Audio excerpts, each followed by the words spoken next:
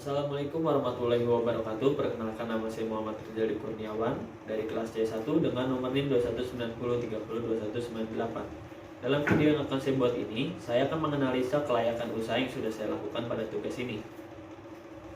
Poin yang akan diberikan pada setiap potensi yaitu poin -1 untuk potensi rendah, poin 0 untuk potensi sedang, dan poin 1 untuk potensi tinggi. Setelah itu, semua poin akan dijumlahkan lalu dibagi untuk mencari rata-rata kriteria. Checklist analisa kelayakan usaha, produk atau jasa yang dipilih, latihan digital marketing.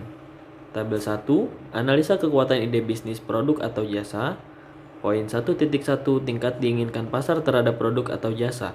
Mengambil keuntungan dari tren lingkungan mendapat nilai 0, menyelesaikan masalahnya mendapat nilai 1, mengatasi kesenjangan yang tidak terisi di pasar mendapat nilai 0, ketepatan waktu masuk ke pasar mendapat nilai 1, luasnya gagasan menambahkan nilai bagi pembeli atau pengguna akhir mendapat nilai 1, sejauh mana pelanggan puas dengan produk pesaing yang sudah tersedia mendapat nilai 1, sejauh mana ide tersebut mewajibkan pelanggan untuk mengubah praktik dasar atau perilaku mereka mendapat nilai 1.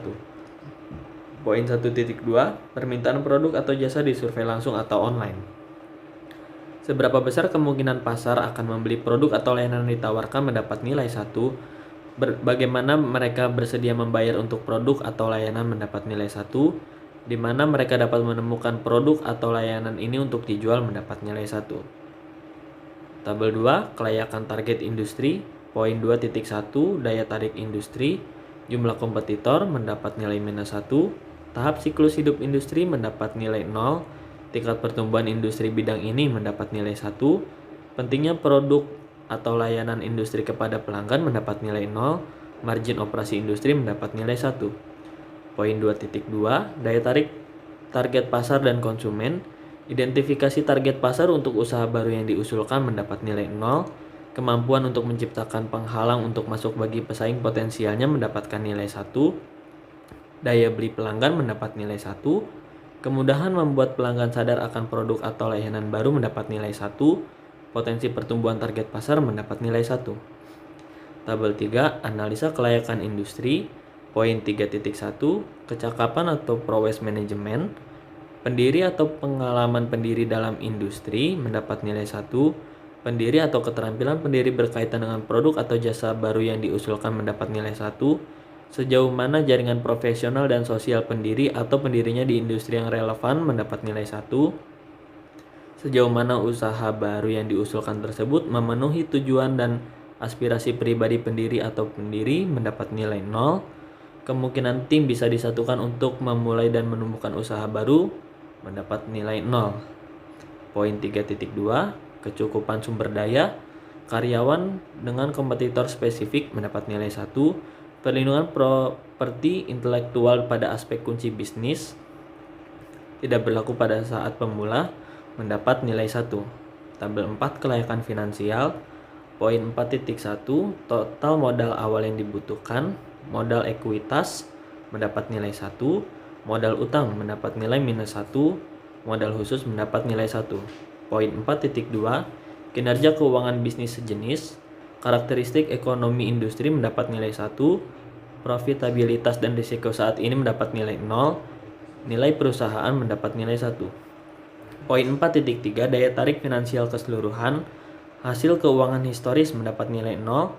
Proyeksi pendapatan mendapat nilai 1. Keuntungan setidaknya untuk 3 tahun ke depan mendapat nilai 1.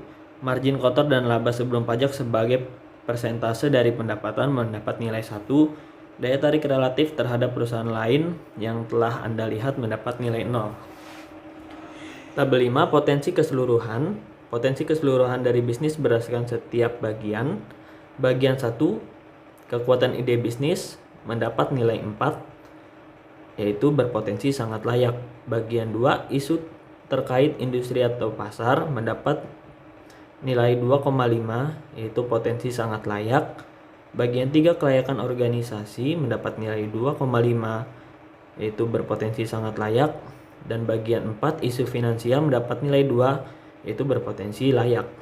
Saran untuk meningkatkan potensi: untuk segera diwujudkan usahanya, lalu lebih kenali minat pasar yang lebih luas. Selanjutnya, untuk segera diwujudkan organisasinya, untuk segera diwujudkan mengenai pembiayanya dan segera diwujudkan pembuatan usahanya. Total nilai yang telah dikumpulkan lalu dibagi mendapat rata-rata nilai 2,75, yaitu berpotensi sangat layak. Ringkasan, ide bisnis ini berpotensi sangat layak untuk dikembangkan dan segera diberi tindak lanjut mengenai pembuatan serta pengembangan bisnisnya.